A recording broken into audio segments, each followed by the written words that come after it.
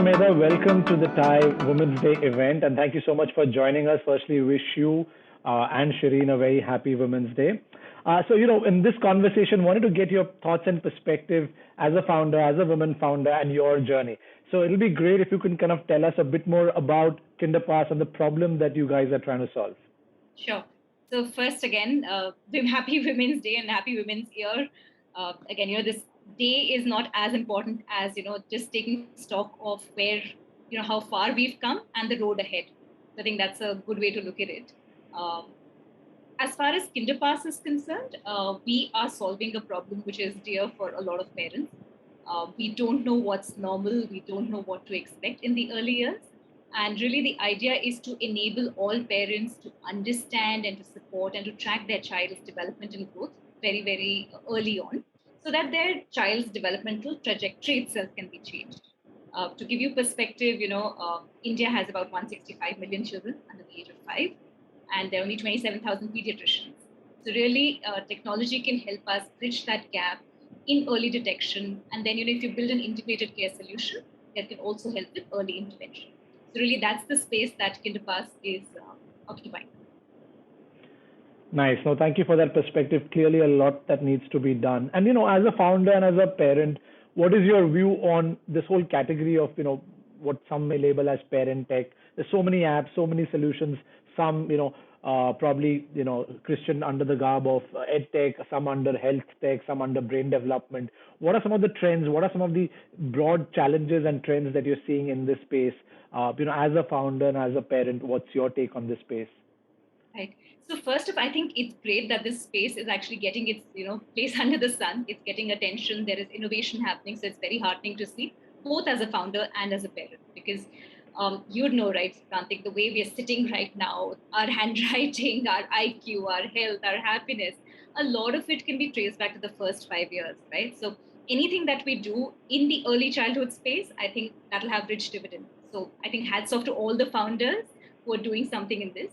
As a parent, I love it because we are very, very time strapped. And you'd know this, right? We've been through this journey. The first 5 to 6 years are when we are struggling so much. There's so much to do. And everything is new, right? Babies don't come with a manual. So you have a lot of things going on in your life. You're also at mid-manager level. So your career is also thriving. And there's just so many challenges on your time. In fact, they've done this study where they found out that this is the time when most men and most women were very stressed. And it wasn't just the financial stress, it was the time stress. So I guess anything that can relieve us of this time stress will be a very helpful addition. So a lot of innovation happening, say hands-free breast pumps or whatever. So in different areas of parent tech, as you will. Some focused on childcare, some focused on making sure that the parents have enough support. What we are trying to do is really ensuring that we kind of bridge that gap. When you leave the hospital with your baby, be it preterm or born through cesarean or whatever else, right? Whatever challenges that you faced, it's a start of a beautiful journey.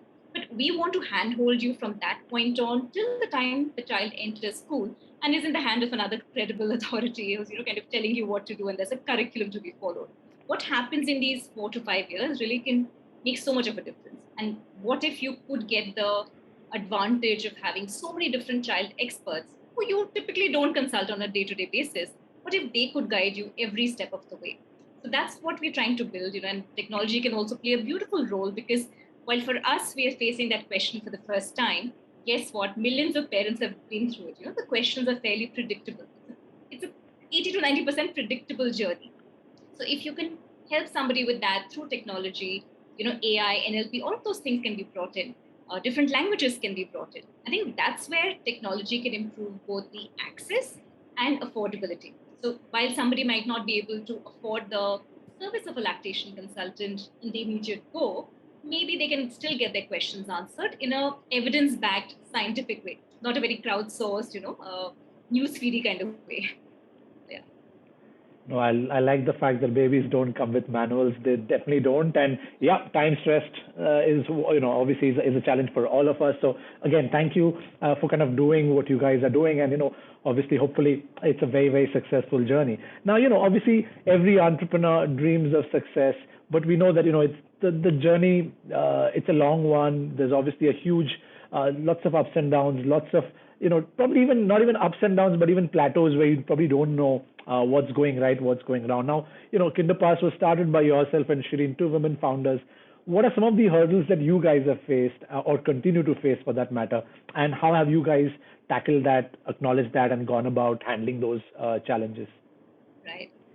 See, two parts to this. One, of course, you kind of play with the cards that you're dealt with, right? So we can't really change the gender in this kind of an equation. But I think we've been lucky to have supporters, advisors, and mentors who are, not looking at labels per se. They are really going into what is the solution. And even if the tough love that we're getting is based on the problem and the solution, right? It's never on, okay, because you're a woman, then hence we don't believe in this issue or whatever. And sometimes that feedback is good to take in. We've also consciously tried to keep a diverse set of advisors and mentors, because if both of us are women, there might be a certain sameness in thinking, right? We also come from a similar background. We were B school batchmates and roommates. So that diversity of thought, I think, really helps in getting a different perspective and, just opening our mind to a different way of thinking, something that we might not be even thinking about. Having said that, I think fundraising was a big challenge for us. I think we're slowly surmounting that challenge, learning our way through it as well. I would say that, if there was, in all these conversations, I mean, I'm just connecting the threads, if we could get more of benefit maximization questions versus loss avoidance questions, I think we will also be geared to think in that way. A lot of the women founders, we tend to be conservative. We tend to be a little bit more defensive. We tend to be running a very tight ship. But sometimes what investors are not looking for, I mean, they're not looking for frugality per se. They're looking for the bigger picture. How big can this be?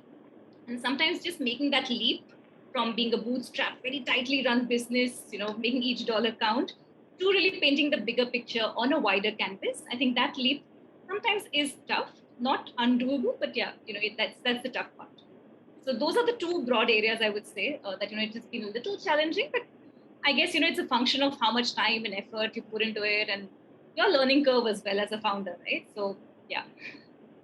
No, glad to hear that there's no broad, at least you guys didn't face any broad discrimination because of gender, but it's a very nice perspective of perhaps what women founders or women operators could do different in terms of the bigger picture. And I love the analogy of, that conservative versus, having a perspective on the bigger picture, and also playing to what perhaps many of the individual or institutional investors may be looking out for. All right, as we end, want to get your thoughts on two things really. I mean, if there's one piece of advice or suggestion that you may have for new upcoming women founders, and also not to forget the the male founders, the allies, what sort of perspective, who would be working with women colleagues or women co-founders, what advice, one piece of advice would you give to each bucket of people? The advice would be pretty much common to both sets, I would say, because again, Shireen and I, we worked in MNCs, we worked with multifunctional teams, and men have always been part of that team. So I would say play to your strengths, right? This is a team effort, it's a team sport.